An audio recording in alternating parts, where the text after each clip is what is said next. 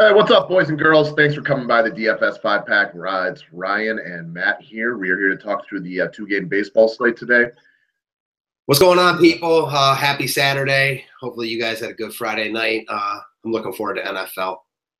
Yeah, I'm pumped for NFL tomorrow. We just thought we'd spit out some quick info on today's two-game slate. I'm sure there aren't a lot of you actually left playing MLB DFS right now. I know everybody's fired up and waiting for the NBA season to start. On a side note, though, with NBA starting, guys, if you want to go check out the website, we threw up an annual sale, $25 off annual pricing to cover you for a full calendar year. Baseball, football, basketball. NBA starts in just a couple days. I know we're fired up over here, and I bet a lot of you guys are as well. We love having the DFS to play daily, and most people are just so sick of baseball at this point that I know that they are fired up for NBA as well. So that is that. Yeah, we did our NBA video yesterday, our first one. I'm pumped for that also. A lot of good stuff. I'm definitely excited for NBA. Anyway, let's run through this fast and furious, guys. We're looking at the pitching today. I'm going to go ahead and share my screen so we can look through this together.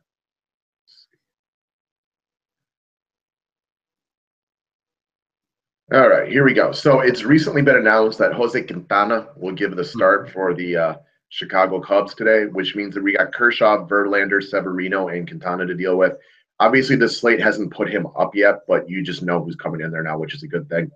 For me, and I don't think I'm going to get any arguments here, my favorite pitcher on the board is Justin Verlander. Yeah, Verlander's the guy here. I think you plug him in all formats and you don't think twice about it. He's got the playoff pedigree. I mean, that's one big thing. A lot of these guys, Severino has one good and one bad start. Quintana, very little playoff experience. Kershaw's playoff experience hasn't been great. And Verlander does have a lot of good playoff experience. And the New York Yankees are the highest K-rate team on the board today. Like, if you play Severino, like, Houston just doesn't strike out almost at all. Yeah, I'm not interested in Severino here. And Verlander, it's funny how baseball works. At the beginning of the year, Verlander was awful. Sale and Kluber were dominant all year, and now he's the last one standing. It's just funny how it works. He's pitching better than both of them right now after their last playoff performances. It's just hard. It's just hard not to get on him here. No interest in Severino. I looked a little bit deeper and saw that Quintana is going to be 9.1K, I'm pretty sure. I like him here. We differ on this. Get into your thoughts on Clayton Kershaw here. I think Kershaw may have gotten past some of the internal mental demons he had within the playoffs. But if you look at Kershaw's playoff experience, it's not like he just gets torched. He usually would come up to have a one rough inning, and it would all come down to like one pitch where somebody would hit a 3-run home run off of him or something like that. But getting the win last time out, the Dodgers move forward. I prefer Kershaw over Quintana. But, like, for example, if I were to run multi-format GPP today, I would probably run 60 to 70% Verlander and then kind of mix and match my Kershaw Quintana picks from there. The reason I just like the Dodgers offense versus Quintana, they really turned it around against lefties this year. I'm assuming like Logan Forsythe will be in the lineup tonight. You can take advantage of some of the experience they have versus Quintana, but I'm not really sold on anybody outside of Verlander. Verlander to me is the distant starting, is by far my starting pitcher one tonight. Yeah, I completely agree. Like we were talking about before, my only thing about Kershaw is I just like the Cubs here. They're scrappy. Until someone beats them, I'm taking them all day. They just got to Max Scherzer in a do-or-die situation in Washington. When they were down, they fought through it. They got the win. I know it wasn't the prettiest of wins, but I think after coming back against a guy like Scherzer, they have no problem facing Kershaw here. And what I like is I like looking through a lot of the recent results of starting pitchers, stud starting pitchers who've had to go off their normal rest and come into odd situations in the playoffs. And that's what we saw with Max Scherzer. Like, it didn't work for him. Like, Verlander's got his normal, pretty much rest. Kershaw's a little bit outside of his comfort zone, having taken extra days, but at least he's well rested and ready to go. Whereas Quintana's been, up and down in the bullpen. I've seen him a couple times, and it's a little bit of an oddball thing. The game's for the Dodgers. It's in LA. If given a choice, I go Kershaw over Quintana, but I wouldn't be shocked at all to see it work out the other way. I guess the big thing we're trying to get across is we're big on Verlander, not big on Severino. And then, the Quintana-Kershaw thing could work out either way, in our opinion. Completely agree. Great way to put it. Should we move on? Yep. Taking a look at catchers today. For me, my top guy would probably be Austin Barnes. I'm assuming he'll be in the lineup today since Grandal really struggles to hit from the right side, matched up with Quintana. Otherwise, I'm really good with Wilson Contreras too, guys. I mean, I know you don't typically love to play hitters against Clayton Kershaw, but if you want to check this out, I mean, it's a small sample size, guys, but Contreras is 4 for 7 with 2 home runs and only 2 strikeouts off Kershaw. Small sample size, but he's cheap, something to go off of. I mean, I don't hate that one at all. Yeah, Contreras is my guy here for sure. Even if I play Kershaw, like I was telling you before when we were talking about our talking points, I don't mind even if I use Kershaw, even if I use Quintana. I'm going to use hitters against all my guys. I'll probably even use a hitter or two on the Yankees against Verlander. On a small slate like this, I think that for pitchers, you're looking for strikeouts and you're looking to catch those couple of guys who hit bombs. So it really makes no difference if you take a couple hitters, even a few hitters against your pitchers tonight. So we just talked through Contreras and Barnes. You're going to want to look towards that late game for the catchers. Like, I don't love McCann versus Severino, and I'm not looking to play Sanchez against Verlander. So we got Contreras and Barnes, the guys to take a look at in the later game. But since we already got this pulled up right here, guys, Anthony Rizzo, in what to me seems like a really odd statistic, is 7-19 with 2 doubles, 3 home runs, and only 3 Ks off Clayton Kershaw. Now, that seems really weird, and it's not a huge sample size, but man, to me, that's something you can kind of go off here. I don't think most people are going to look to play Rizzo against Clayton Kershaw. No, Rizzo's definitely my guy here also at 3.6. I think you can drop down to Gurriel at 3.1. I don't mind that at all. He's way too cheap. But Rizzo just has really good numbers off Kershaw. He went yard off him this year. Rizzo hits lefties good. People are going to be scared off by the lefty-on-lefty matchup. He's got really good career numbers. He's way too cheap here. Yep, we are in agreement on this one. I'm fine with Rizzo, and I do like Yuli Gurriel as well, who, even though he's a rookie, he's like a 500-year-old rookie. And came up with a nice RBI single last night. He's better against right-handed pitching. He is one of those reverse split guys. So, yeah, those are my 2 first basemen as well. So we do agree once again. Although if you want to go Greg Bird off Verlander, the guy's got 3 playoff home runs now. So I can see you using that route as well. Yeah, I could see that as a GPP, contrarian move. Looking at second base, Altuve is the guy. But if you don't want to spend up on Altuve, or not if you don't want to, if you can't, if you're using Verlander and Kershaw, for example, I like either of the guys you talked about, Taylor or Forsythe, even if you use Quintana. Yep, and I'm pretty much – Altuve is your top guy. He's been just money in the playoffs so far this year. He had another quality game last night where he got 3 hits and a stolen base. So, I mean, the guy has just been money within the playoffs. But I love Chris Taylor. Anytime he matches up with lefties, he's been solid throughout the playoffs so far. And in the only game he's matched up with Quintana, he went 3 for 3 off of him. Otherwise, Logan Forsythe might be a guy. Now, it's hard to bank on him being in the lineup for sure, but albeit in a small sample size, Logan Forsythe is 5 for 11 with 3 doubles, a home run off of Jose Quintana. And that is something you can piggyback off because Forsythe has always been a career guy to just rake off of lefties. Yeah, and I don't think Forsythe is going to get that much love tonight because he's expensive for what he usually is. So I think he's a definite vibe option here. And the nice part is you can stack Forsythe and Taylor, and I assume that Forsythe will be in the lineup. Now, the downfall of Logan Forsythe in this situation is he likely gets pinch hit for later in the game if there is the right moment to bring in a lefty to face a right-handed reliever. I would not be shocked at all to see them, bring in like an Andre Ethier for a pinch hit or something like that, one of those situations. Yeah, for sure. I mean, that's definitely a problem that could happen to a few guys here. But with that being said, you can't worry about that all too much because you just don't know. Yep. Moving over to third base, Justin Turner's my best guy. Otherwise, you can use Forsythe here as well. And after that, I'm probably really looking towards those 2. Yeah, me too. I'd actually probably rather use Altuve and Forsythe as opposed to Turner and Forsythe. I just think Altuve is probably the top bat here. So okay. I'm going to use him at second. I like Turner here. If I can fit both, I will. I like Forsythe also. And I mean, I don't want to stack Cubs, but Bryant's also in play. Yeah, I'm not as interested in Bryant. Honestly, it's been kind of a really disappointing season for him in my eyes. 3 of 13 with a home run with 6 strikeouts, though. So he strikes out every other at bat against Kershaw.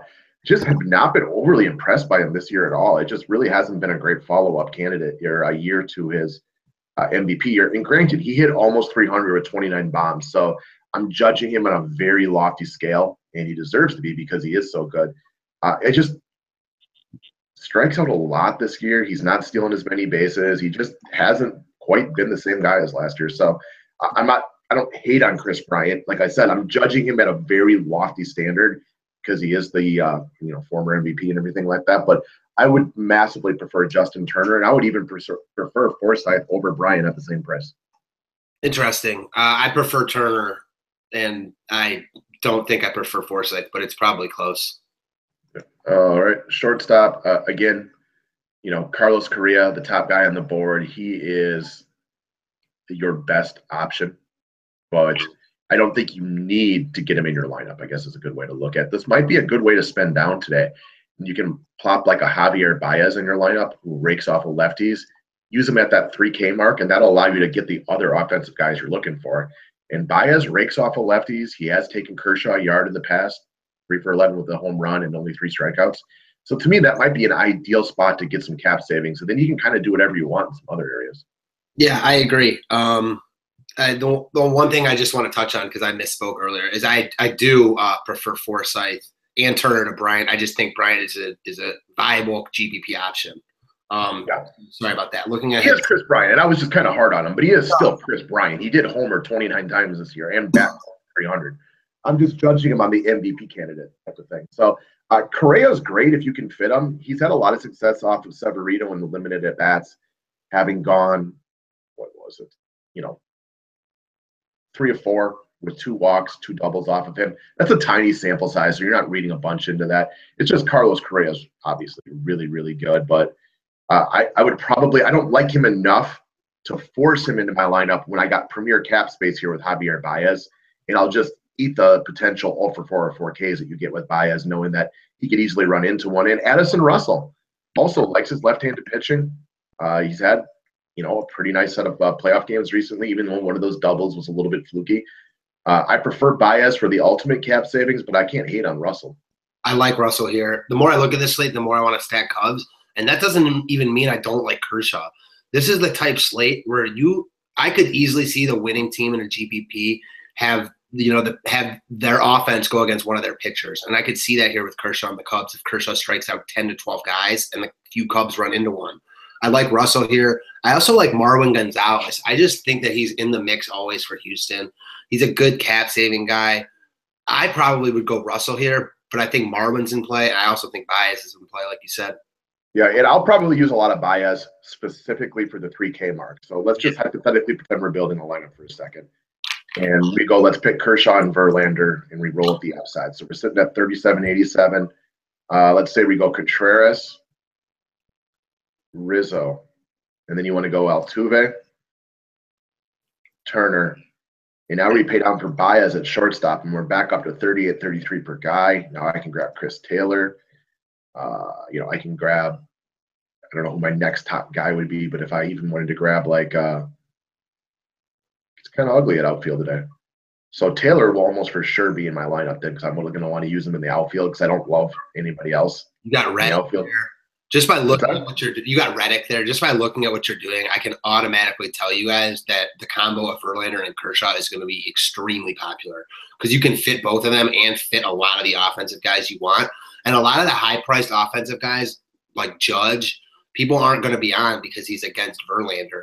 I'm gonna be completely different here, and that's why I'm going to use Quintana and use a guy like Judge who no one's going to be on. Never be afraid to leave cap space on the board when you're playing a 2-game baseball slate. That's the best way to try to be different in a situation because we are all become such slaves to trying to use our full cap. You guys, I've played DFS every day for like 3 or 4 years or 5 years or however long it's been now. And I still have trouble, even after I say this over and over again on video, that it's hard not to spend all your money. So don't be hesitant to leave some cap space just to be different, especially on a 2-game slate like this where people are going to have a lot of the same lineups. Yeah, and this lineup you have right now with Kershaw and Verlander is really good. So it's just you can just know from doing it right now that it's going to be extremely popular. Yep. So, I mean, you don't even necessarily have to play Baez there. You could legitimately go. No, you can't really roll Correa unless you want to take out Reddick. I don't think we're going to have enough cap space to do this. Maybe. Yeah, if Beltran plays. Even then, we're going to be about 50 short.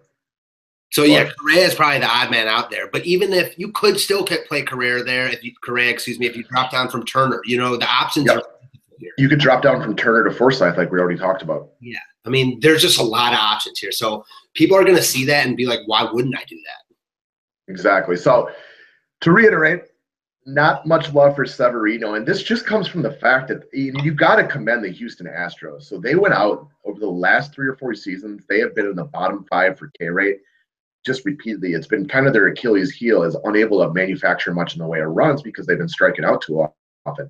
Springer cut down on his strikeouts a little bit. Guys like Correa cut down on their strikeouts a little bit, but they went and retooled their offense so that they're not such a high K rate team. And now they are the lowest K rate team in all of baseball. Even last night when Tanaka had things kind of working earlier on, they did hit into a little bit of bad luck because they did hit some balls hard at people, but he wasn't getting any Ks. So that's where Severino's lack of upside comes in. Now, could Severino deal to the point that he could shut down the Astros and maybe get 10 Ks? Sure. Severino's got amazing stuff, so no shortage on him, but they just don't strike out. So we got Verlander as our clear-cut one because the Yankees are the high K team. And then Kershaw, Quintana, I mean, it could really roll in either direction because it's not like Kershaw is Kershaw in the playoffs. Yeah, I just like the Cubs offense more than the Dodgers here. And I really liked what I saw out of Quintana in his last start. Okay. Nobody else. I don't like outfield today, so I can all but guarantee Chris Taylor is going to get a lot of love from me today. Again, 3 for 3 against Quintana in the one matchup. That doesn't give you much to work off of, but it is something. Almora Jr. is another guy that will probably be in the starting lineup tonight and hits lefties really well, but will almost for certainly get pinch hit for later in the game when there's a righty reliever in there. Yeah, like I was talking about earlier, I agree with you. I don't like outfield that much. I like Judge here. It's a great contrarian play.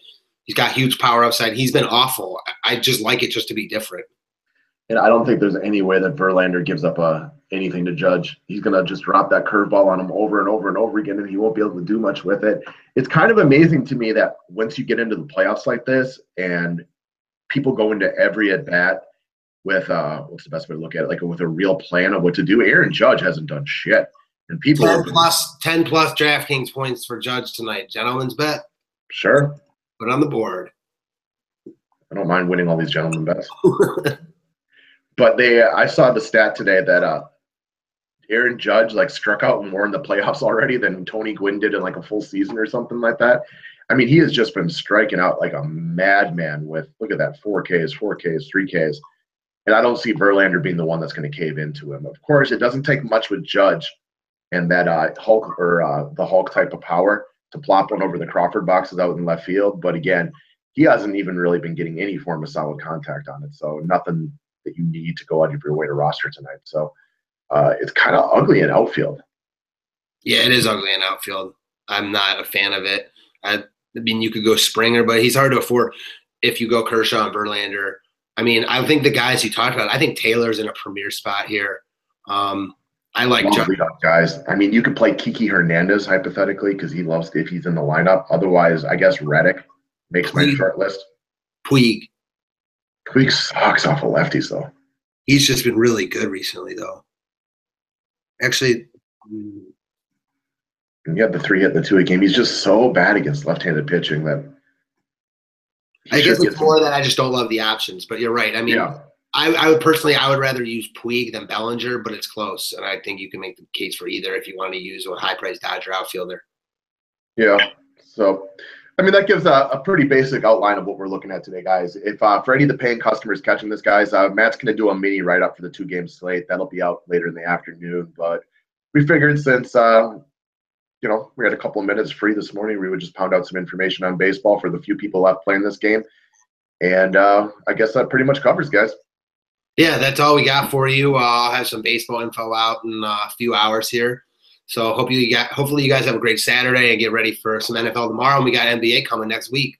Yeah, guys, NBA is coming. We know how much fun NBA DFS is. I'm super, super excited. So if you want to go sign up to be an annual member, you'll get a full year of NBA from us. Other than that, we will be doing longer podcasts or so for the first week and a half for NBA. And then after that, we'll kind of go down to more of a normal, couple picks a piece and just kind of run over that. But it's almost here, guys. So thanks for watching. Have a wonderful rest of your weekend, and let's go kick some butt playing NFL tomorrow. Have a great day, guys.